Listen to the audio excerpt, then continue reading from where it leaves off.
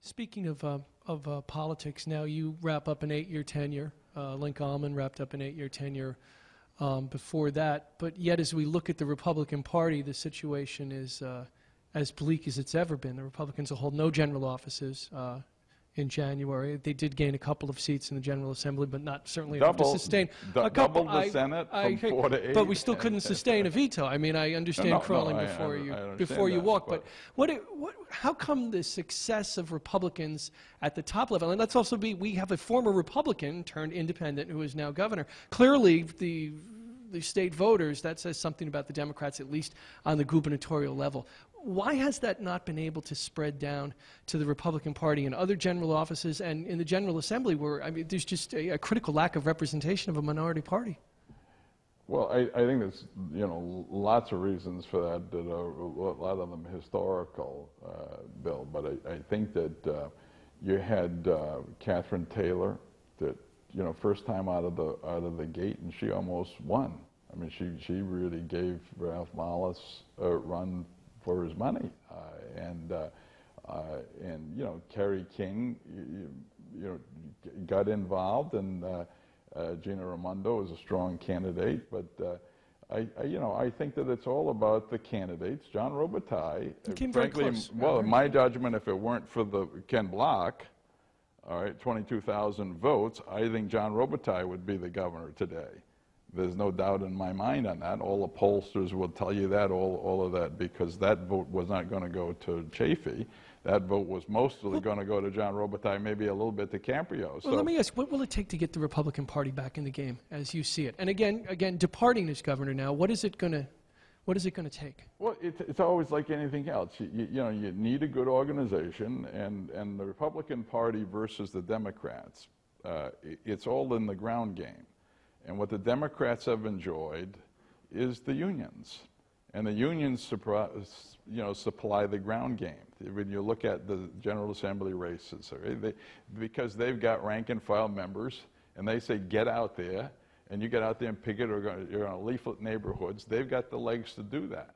The Republican Party, it's all volunteer. These are people that, you've got to go into communities. So you need to be better organized, or you need to be able to, let's say, try and match or offset that advantage that the unions have from an organizational standpoint. The sad thing, and I have a lot of friends at unions, teachers and so forth, the sad thing is they allow themselves to always be seen as voting Democrat. I haven't seen a union yet support a Republican. And that to me is really absurd. And by the way, all the dues, you and I are paying the wages of the teachers and the state employees, which the dues then are going to the unions, and that dues money is being used to get Democrats elected. Right? And I think there's something wrong with that. So I think it's, we need to be better organized. We need good candidates, and it's hard today to get people to come forward. Particularly people that haven't been involved or run for office. But I'm not discouraged at all. Actually, I'm very encouraged. I think the Tea Party has energized, people. And you saw more candidates running for more offices this year than in recent memory, Bill. Do I wish the Republicans had more gains? Yes. But we went from 8 to 12 in the House, from 4 to 8 in the Senate. So we doubled the Senate and increased by 50% in the House. So I think, frankly, the direction is a positive one. Now, we need better organization within the party and better recruitment of candidates. But, this all just takes hard work. Another legacy question for you.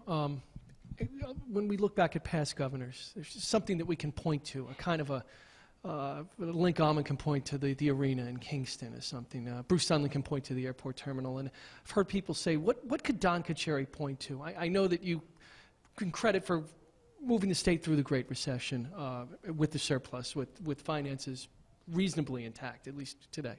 What do you point to so you could point to a legacy that says this was Don Carcieri, this says Don Carcieri's imprint on it?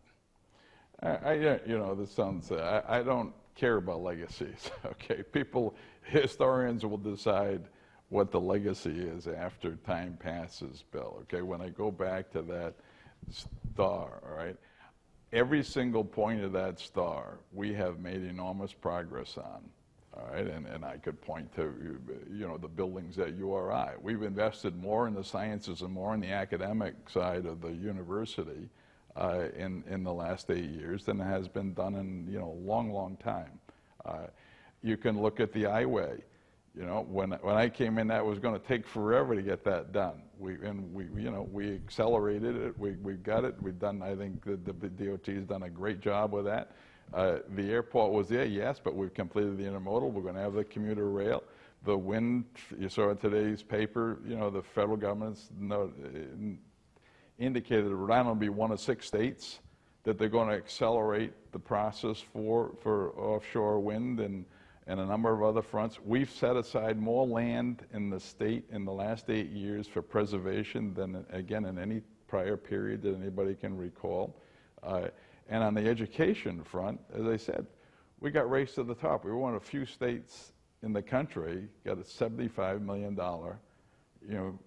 federal government award to really, move the reforms in our education system to a whole new plateau, Bill. So, what people are interested in different things. I'm interested in them all because I think we need to do all of those well if we're going to have the kind of state that I want to have here to be proud of. So, and at the end of the day, people will make that judgment. All I've tried to do is the best I know how to do, the best I could using all my years of background and experience and love for this state, to make it a better state.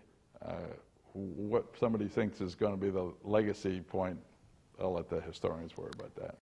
Hear it, and see it when you want it. On demand, audio and video at 630wpro.com.